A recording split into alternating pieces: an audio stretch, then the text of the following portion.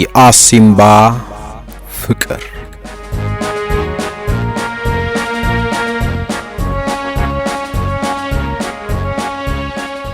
ጸሐፊ ካህሳይ አብርሃ ብስራት በኢትዮ ሜዳ የቀረበ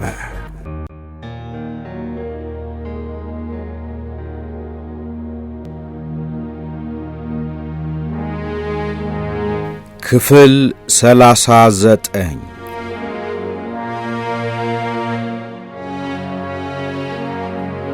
በዚህ ሁኔታ ውስጥ እያለው አንድ ቀን ስልክ ተደወለ። ሽፈራው ነበር። ያን ቀን ድምፁ ለወጥ ብሎብኛል ወይም ተለውጧል ብዬ አስቤ ይሆናል። ሰላምታ ከተለዋወጥን በኋላ ምን አዲስ ነገር አለ ብዬ ጠየቅኩት።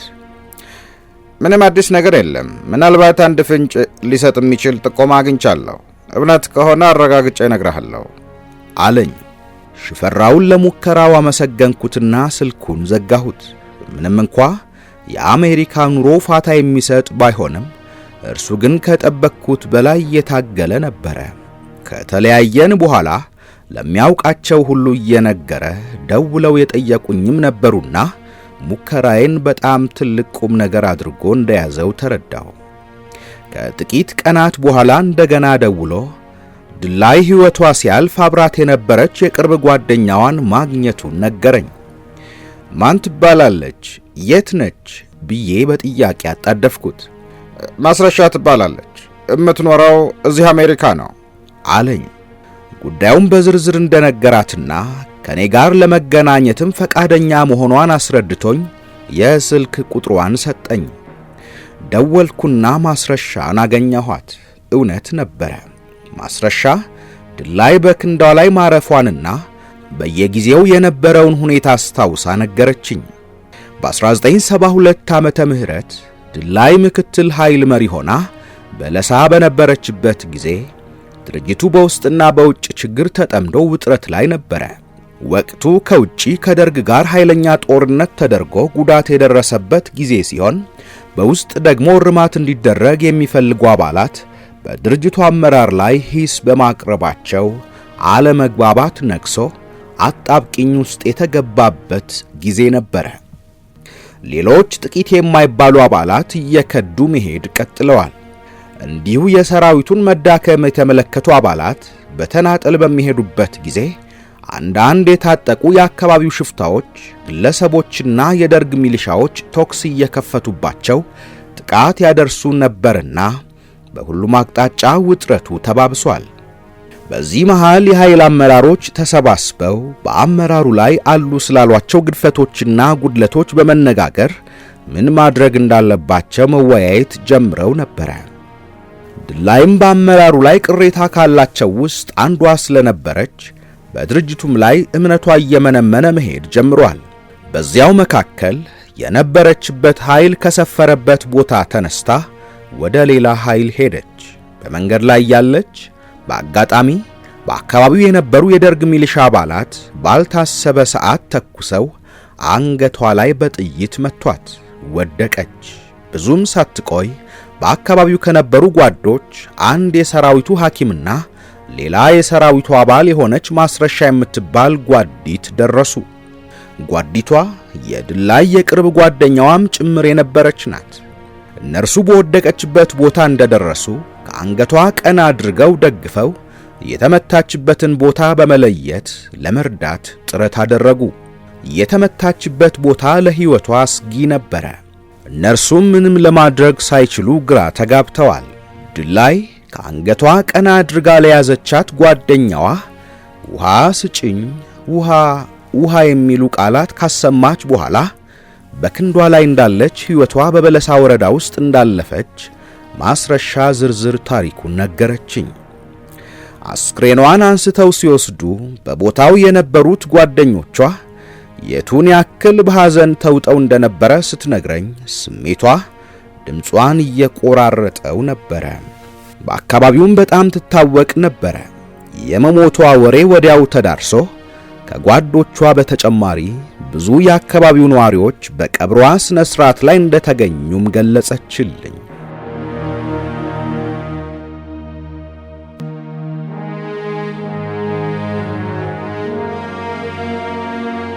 ዋ ድላይ አድዋ ማይምሻም ተራራ ላይ ብቻችንን ሆነን ስመኝ ብለህ ልጠራኝ ትችላለህ ያለችኝን አስታውሼ ማስረሻን እውነተኛ ስሟንስ ታውቂያለሽ ብዬ ጠየቅኳት። እውነተኛ ስሟን እንኳን አላስታውስም፣ አብሮ አደጎቿን አስጠይቄ እነግርሃለሁ አለችኝ። ለኔ ግን አንድ ቀን ብቻችንን ስንሆን ስመኝ ብለህ ልጠራኝ ትችላለህ ብላኝ ነበረ። እውነተኛ ስሟ ከሆነ እስኪ አጣሪ አልኳትና ተለያየን።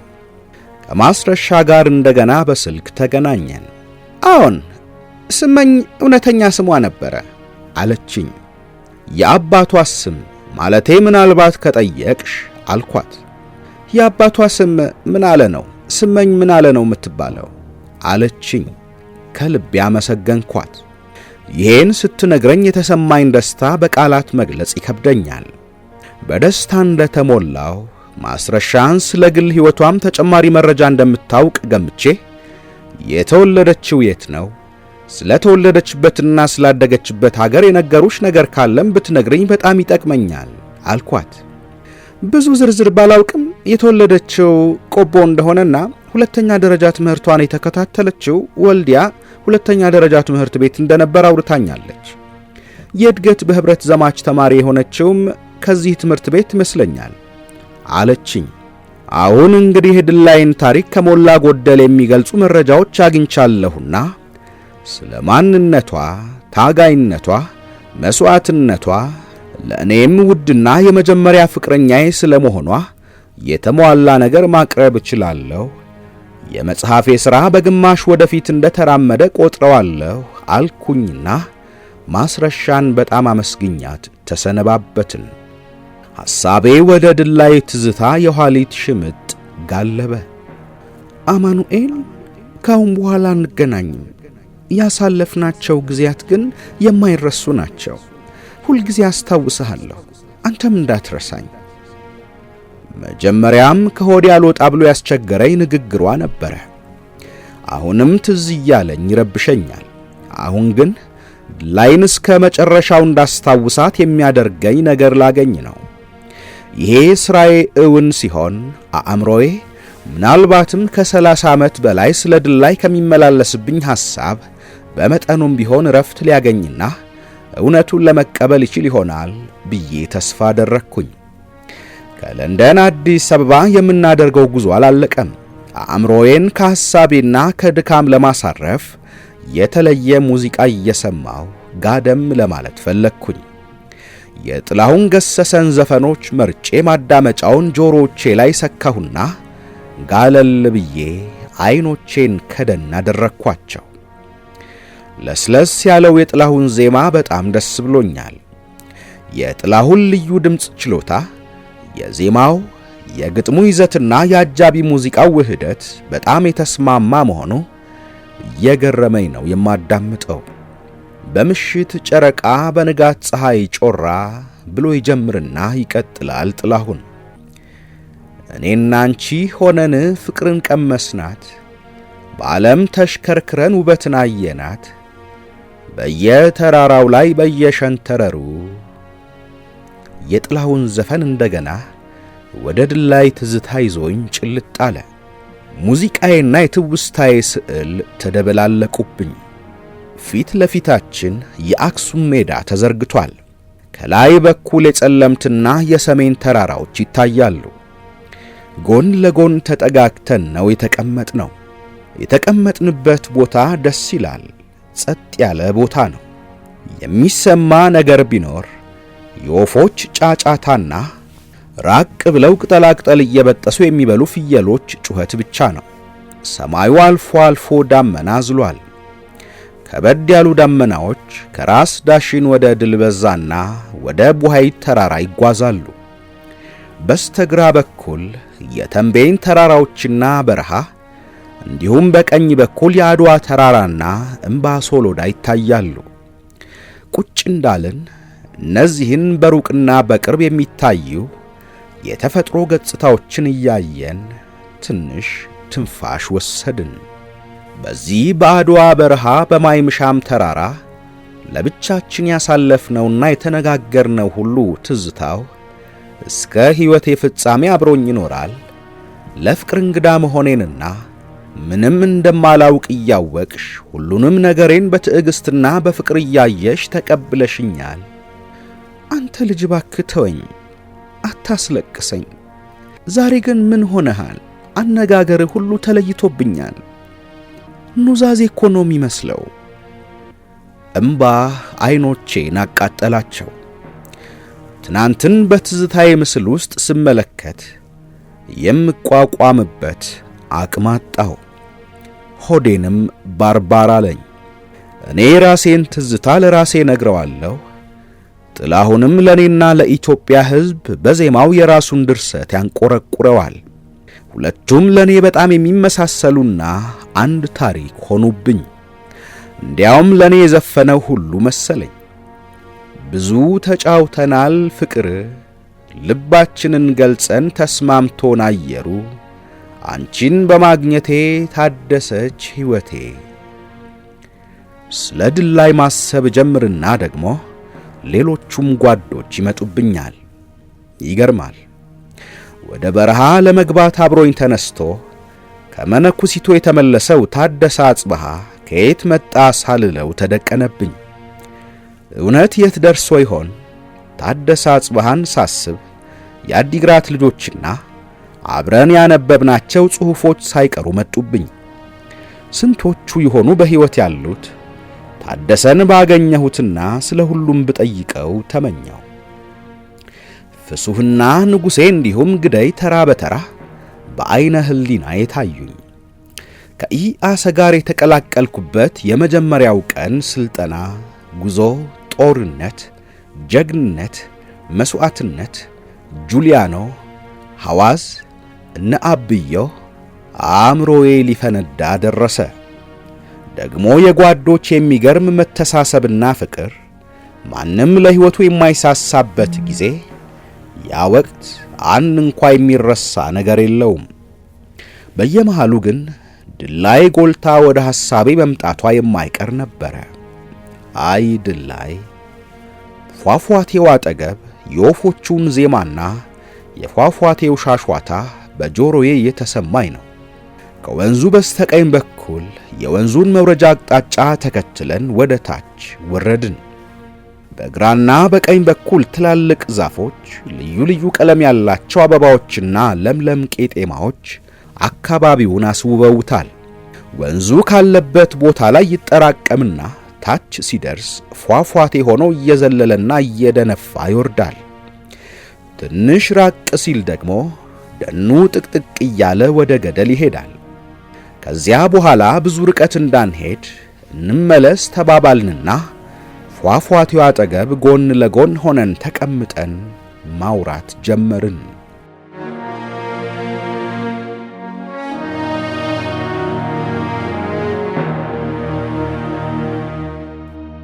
እሷ ከፊቴ ድንጋይ ላይ ቁጭ ብላለች።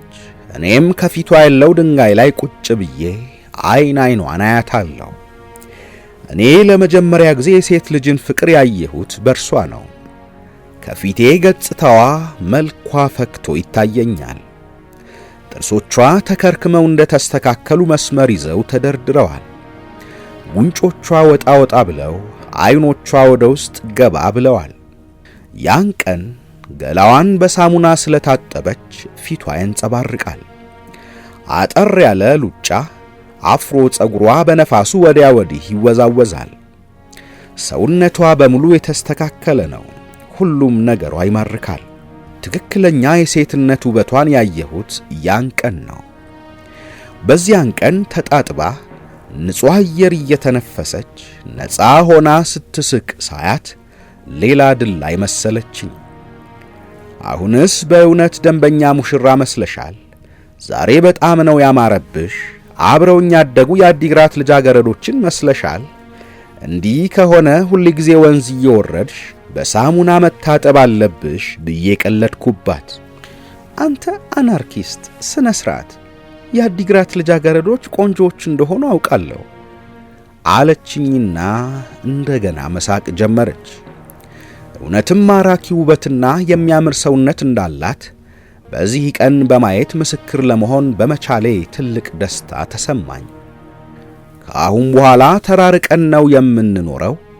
ብንራራቅም ግን እስከ ምንጊዜውም ድረስ እንደምወድሽ እንድታውቂልኝ እፈልጋለሁ።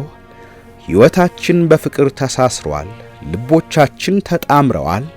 ትናንት ሌሊት ጦርነት ላይ ያ ሁሉ ጥይት እየዘነበ አማኑኤል የታለ እያልሽ በቀጥታ ወደ እኔ ስትመጪ ምን ያክል እንደምትወጂኝ አወቅኩኝ። ይሄን ደግሞ ምንጊዜም አልረሳውም። በአድዋ በረሃ በማይምሻም ተራራ ለብቻችን ያሳለፍነውና የተነጋገርነው ሁሉ ትዝታው እስከ ሕይወቴ ፍጻሜ አብሮኝ ይኖራል። አሁንስ እንደ ፖለቲካ ጉዳይ ኃላፊዎቹ ለፍላፊና ፖለቲከኛ ሆነሃል አለችኝና መሳቅ ጀመረች። እኔም ለፈልፈው አንቺ ፊት ስሆን ነው እንጂ እነርሱ ጋማ ምንም አልናገርም፣ አፌን ዘግቼ ጸጥ ነው የምለው። እኔ እንዲያውም ውይይት ሲጀምሩ ጥበቃ ወይም ዋርድያ መውጣት ነው የምመርጠው። ሁሌም ከነገራቸው መራቅ ነው የምፈልገው። አሁን ጥያቄዋን አቁማ ዝም አለች። ሳያት ፊቷ በተረጋጋ ሁኔታ አይኖቿ ፍዝዝ ብለው ቆዩና እንደገና ወደ እኔ እየተመለከተች ለመናገር የፈለገችው የጠፋባት ወይም ለመናገር የጨነቃት በሚመስል ሁኔታ በረጅሙ ተነፈሰች። ብዙ ነገር ስላስለመድከኝ መለያየቱ በጣም የሚከብደኝ ይመስለኛል። ትግል ውስጥ ከገባው ጀምሮ እንዳንተ ያመንኩትና የወደድኩት ሰው የለም። ናፍቆትና ትዝታውማ ካንቺ ባሰ ለኔ የሚከብድ ይመስለኛል። እኔ ደግሞ የበለጠ የሚከብድብኝ ይመስለኛል። እኔ እኮ በሕይወቴ ለመጀመሪያ ያፈቀርኩሽና ያፈቀርሽኝ አንቺ ብቻ ነሽ። በፍቅር ሌላ ሴት አላውቅም። ሴት ልጅ ትወደኛለች የሚል እምነትም አመለካከትም አልነበረኝም። ራሴን ከሰው በታች አድርጌ ነበር የምገምተው ብዬ ንግግሬን ሳልጨርስ ተቆጥታ ፊቷ ተለዋወጠ። አማኑ፣ እንዲህ አይነት አመለካከትማ ኋላ ቀር ነው። አንተ ምን ይጎድልሃልና ነው? በድህነት ማደግህ ከሆነ እሱ ወንጀል አይደለም። ድህነት ስርዓቱ ያመጣብን ችግር ነው። አብዛኛው የኢትዮጵያ ሕዝብ ድሃ መሆኑን መርሳት የለብህም። ደግሞም ወደ ትግል የመጣንበት አንዱ ምክንያት በስርዓቱ የተነሳ አልላቀቅ ያለንን የሀገራችንን ድህነት ለማስወገድ ነው።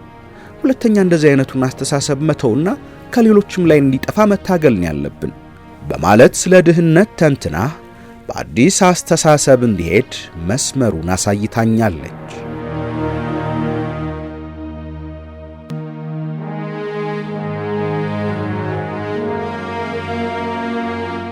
ከተቀመጥንበት ተነስተን እጅ ለእጅ ተያይዘን ወደ ኮረብታው ላይ ሄደን የተሰጡትን ልብሶቻችንን አነሳንና መለባበስ ጀመርን። አሁን በጣም ስለተለማመድን ልብሷን ለመቀየር ከለላ አልፈለገችም። ዘና ብላ ምንም ሳይመስላት ውብ ገላዋን እየታየኝ አጠገቤ ሆና መለባበስ ጀመረች። ሰውነቷን ስመለከተው ልቤ በጥድፊያ ዷ ዷ እያለ መታ። አካሏ በጣም ይማርካል። ከለበስን በኋላ እጅ ለእጅ ተያይዘን ስንወርድ ለምን እንደሆን ባላውቅም የሰውነቷ ሙቀት በእጇ በኩል ተላለፈና በሰውነቴ ውስጥ የተለየ ሙቀት ዘራበት። የጥላሁን ዜማ ከሩቅ ቦታ እንደሚመጣ ድምፅ በጆሮዎቼ እየተንቆረቆረ ልዩ እንግዳ ነገር ሆኖ ይሰማኛል። በሰውነቴ የተለየ ሙቀት የተሰማኝ መሰለኝ።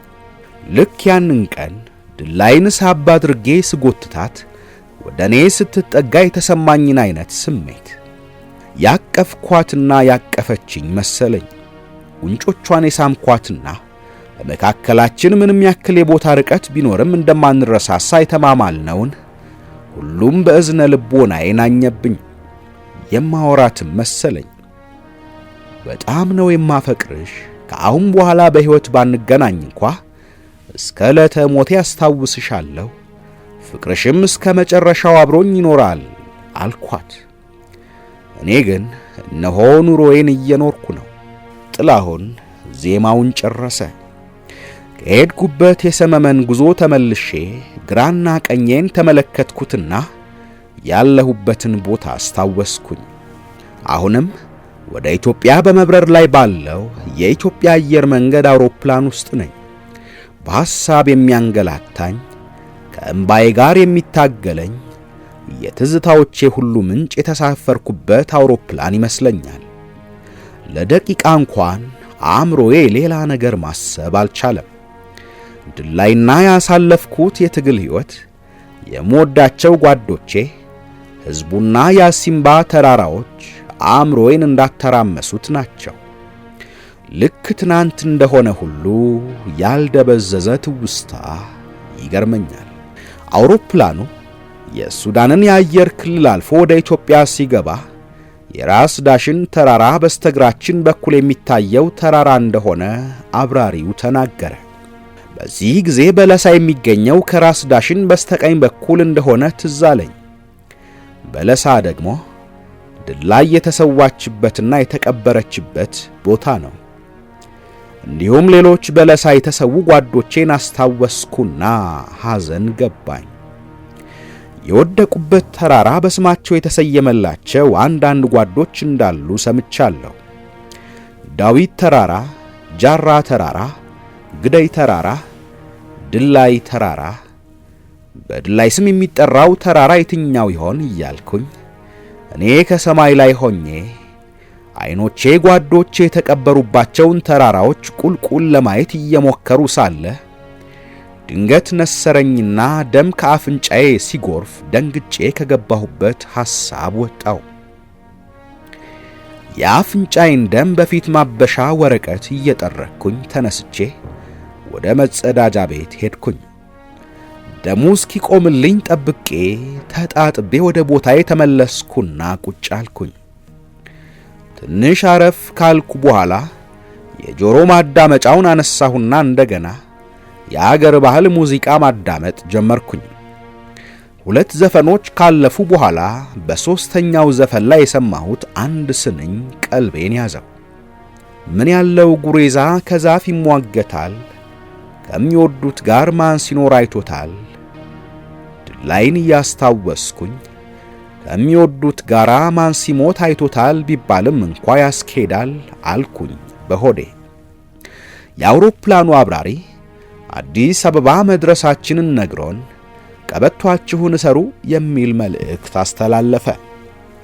አዲስ አበባ ከስራችን ተዘርግታ ወደ መሬት እስከምንወርድ ትጠብቃለች። እኔ አዲስ አበባን የማያት ለመጀመሪያ ጊዜ ነው። ከተወለድኩበት ከዛላምበሳና ከተማርኩባት አዲግራት ከተማ በስተቀር ሌሎች ቦታዎች በሙሉ ከኢአሰ ጋር በተያያዘ የማውቃቸው ናቸው። እነርሱም ቢሆኑ ለሕክምና ከሄድኩበት የጎንደር ከተማ በስተቀር ሁሉም ገጠርና የገጠር ከተሞች ሲሆኑ አብዛኛዎቹ ትግራይ ውስጥ የሚገኙ ቦታዎች ናቸው። አዲስ አበባ ብዙም አልቆየሁም።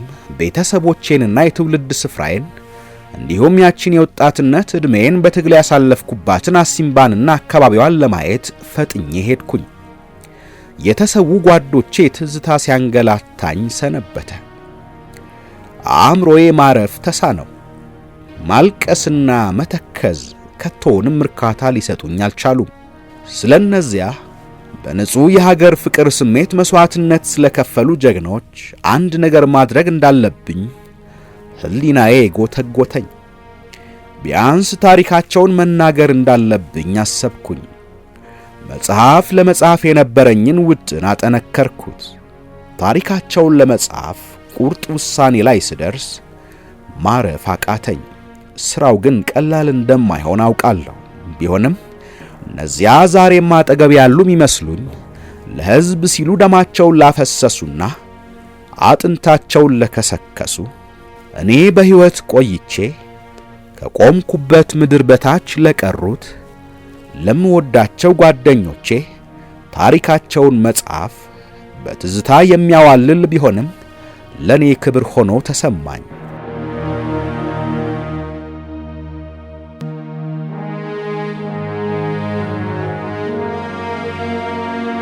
እንደገና አሲምባ። እናንተ ኢህአፓዎች ይሄንን አሲምባን እንዴት አትረሱትም? ወዳጄ የልጅነት ፍቅር ይረሳል? አንድ የኢህአፓ ሰው የመለሰው መልስ እነሆ ከገዳሪፍ አሜሪካ ከገባው ከ29 ዓመታት በኋላ በ2002 ዓመተ ምህረት ለሶስተኛ ጊዜ ወደ ኢትዮጵያ ተጓዝኩኝ። እንደተለመደው ሁሉ ከዋሽንግተን ዲሲ በኢትዮጵያ አየር መንገድ አውሮፕላን ነው የምበረው። የጉዞው ዓላማ ወደዚያ ወደ ልጅነት ዓለም ወደ መወዳቸው ሰማዕታት ጓዶቼ ዘላለማዊ የእረፍት ስፍራ አሲምባ መሄድ ነው። አሲምባ ለአንደበቴ ልዩ ዜማ፣ ለጆሮቼ ልዩ ቃና ያለው ቃል ነው። ንጹሕ የሀገርና የሕዝብ ፍቅር ሲገለጽ የተመለከትኩበት፣ ለዓላማ የመኖርን ሀሁ የቆጠርኩበት፣ ራስን ለሌሎች መሥዋዕት የማድረግን ቁርጠኝነት በተግባር ያየሁበት፣ የብርቅና ድንቅ ጓዶችን ሞት ለሕዝብ ሲባል በጸጋ መቀበልን የተማርኩበት አሲምባ የፍቅሬና የስብዕናዬ መሠረትና መታሰቢያ የሁለንተናዬ ስፍራ። እናም የዚህ ጉዞዬ ዓላማ እንደገና አሲምባን ማየት ሆነና ከጉዞዬ ዕለት በጣም ቀደም ብዬ በሐሳብ መጓዝ ጀመርኩኝ። ዕለቱ ደረሰና ገና ወደ አየር መንገዱ ሳመራ ሐሳቤ መተረማመስ ጀመረ። ልቤም ምቷን ጨምራለች፣ ትንፋሼም ፈጠን ብሏል፣ አእምሮዬም ሥራ በዝቶበታል። ታዲያ በምናቤ የሚመጡት፣ በዐይነ ሕሊናዬ የሚታዩኝ፣ እዝነ ልቦናዬም የሚያዳምጠው እነኛኑ ሁልጊዜም አብረውኝ ያሉ የሚመስሉኝን ጓዶቼን ነበረ። በሐሳብና በትዝታ 30 ዓመታት ወደ ኋላ የምመለስ ሳይሆን ትናንት አብሬያቸው የነበርኩኝ ያክል ይሰማኛል። በሐሳብ ማዕበል እንገላታለሁ። አንዳንዴም ከእምባዬ እንደታገልኩኝ ረጅሙን በረራ ተወጣሁት። አዲስ አበባ አየር ማረፊያ ዘመዶቼ ይጠብቁኝ ስለነበር አገኘኋቸው። ከዘመዶቼ ጋር ለአንድ ሳምንት ያክል ከቆየው በኋላ በመኪና ወደ ትግራይ ሄድኩኝ። ትግራይ ከመቀሌ በቀጥታ ወደ ውቅሮ ነበር የሄድኩት። አቤት እንዴት ያለ ስቃይ ነበረ! እንዲያ እሆናለሁ ብዬ በፍጹም አላሰብኩም። ሁልጊዜም ባሰብኩት ቁጥር ልቤ በሐዘን እንደሚሰበር ባውቅም ያን ዕለት ወደ ውቅሮ ሲሄድ የተሰማኝ አይነት ሐዘን፣ በፍጹም ቃላት ሊገልጹት የማይችሉት ስሜት ግን አልጠበቅኩም። ውቅሮ ከተማ ስንደርስ መኪናውን አቆምኩና ወደ ውቅሮ የጦር ሰፈር በእግሬ ወጣው። ውቅሮ የሚገኘው የጦር ካምፕ እንዳለ ነው። ያኔ ከለላ አድርገን ስንዋጋባቸው የነበሩ ቤቶች ፈራርሰዋል። ምሽግ አድርገን የተጠቀምንባቸው ድንጋዮች ግን እንዳሉ ናቸው። ሮማሃ የወደቀበት ቦታ ላይ ቆሜ ለደቂቃዎች አስታወስኩት። ሮማሃና የአብዮ የተቀበሩበትን ቦታ ለማየት ሄድኩኝ። ሮማሃ የተቀበረባት ቦታ ከጦር ካምፑ ወደ ምስራቅ በኩል እልፍ ብላ የምትገኝ ኮረብታ ላይ ወጣሁና አየሁት። የአብዮ የተቀበረበት ሜዳ ግን ቤቶች ተሰርተውበት ከተማ ሆኗል። ጌታሁን የተቀበረበት ወደ ምስራቅ በኩል ያለውንም ሸለቆ ቃኘሁት። በዚሁ በምስራቅ በኩል ያለውን ተራራ አልፎ የሚገኝ አጽብ የሚባል ከተማ አለ። እዚህ ከተማ ነበረ እኔና ድላይ ለመጨረሻ ጊዜ የተለያየ ነው። ወደ ላይ ለመውጣት አልቻልኩም። ስለዚህ ወደ መኪናችን ተመለስኩና ለአዳር ወደ አዲግራት ሄድኩኝ።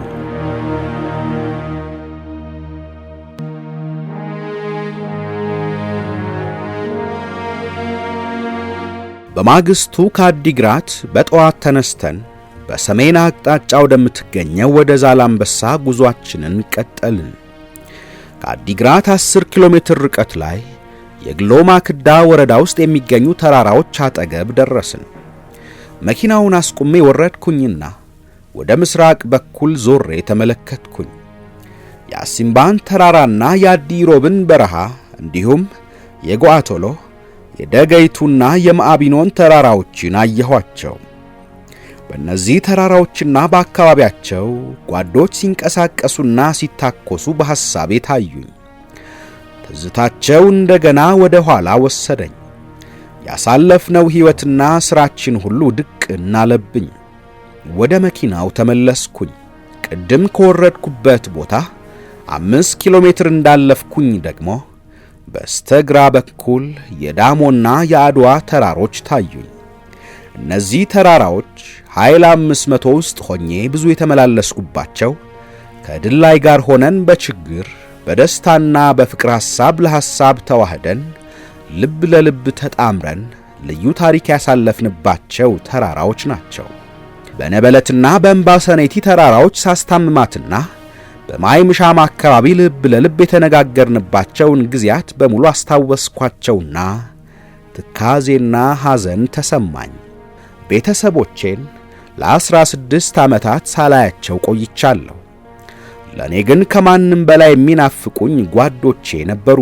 አብረን ቀን ከሌት ተጉዘን በድካም ሳንሸነፍ ዓላማችንን ለመሙላት የነበረን ስሜት፣ አብረን ስንራብ ስንጠማ፣ ስንሰበሰብ ስንዋጋ የነበረን የእርስ በእርስ ፍቅር፣ መተሳሰብና ጓዳዊ አመለካከት በቀላሉ ከጭንቅላት ሊወጣ የሚችል ስላልሆነ ከኔም ጋር እስከ ሕይወቴ ፍጻሜ አብሮኝ ይኖራል።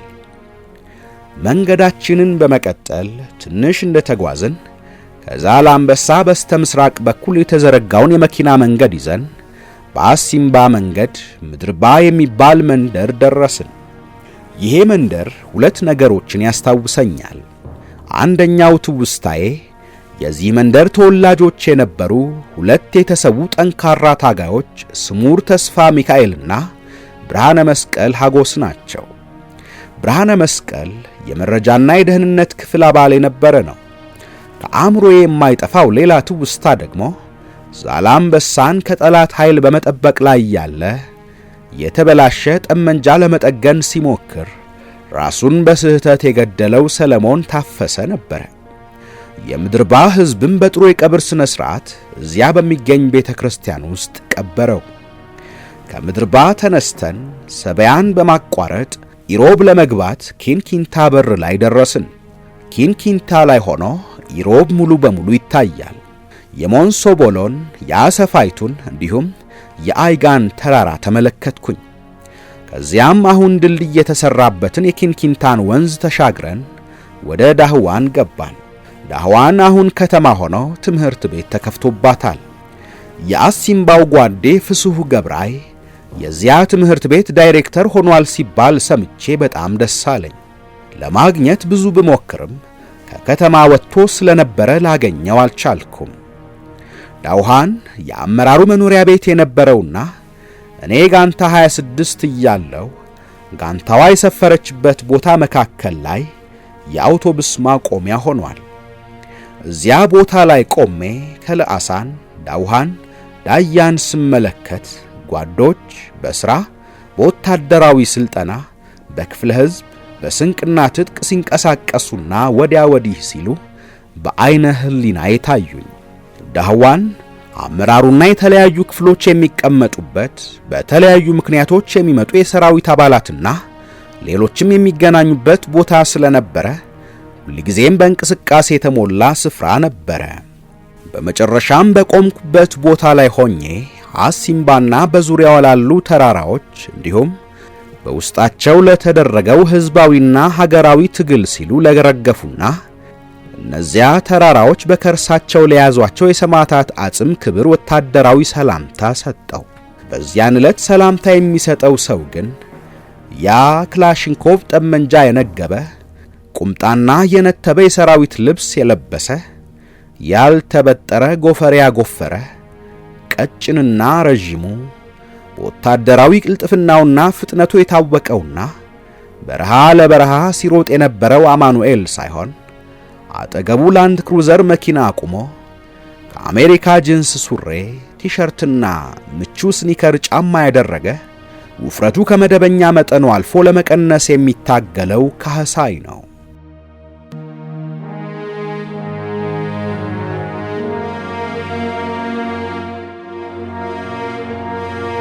ውድ የኢትዮ ሜዳ ቤተሰቦች የአሲምባ ፍቅር መጽሐፍ ትረካ በዚህ አበቃ። በቀጣይ በሌላ ታሪክ እንጠብቃችኋለን። ውድ ቤተሰቦቻችን ቻናላችንን ሰብስክራይብ፣ ላይክ፣ ሼር እንድታደርጉ ሐሳብና አስተያየቶቻችሁንም እንድታጋሩን በአክብሮት እንጠይቃለን።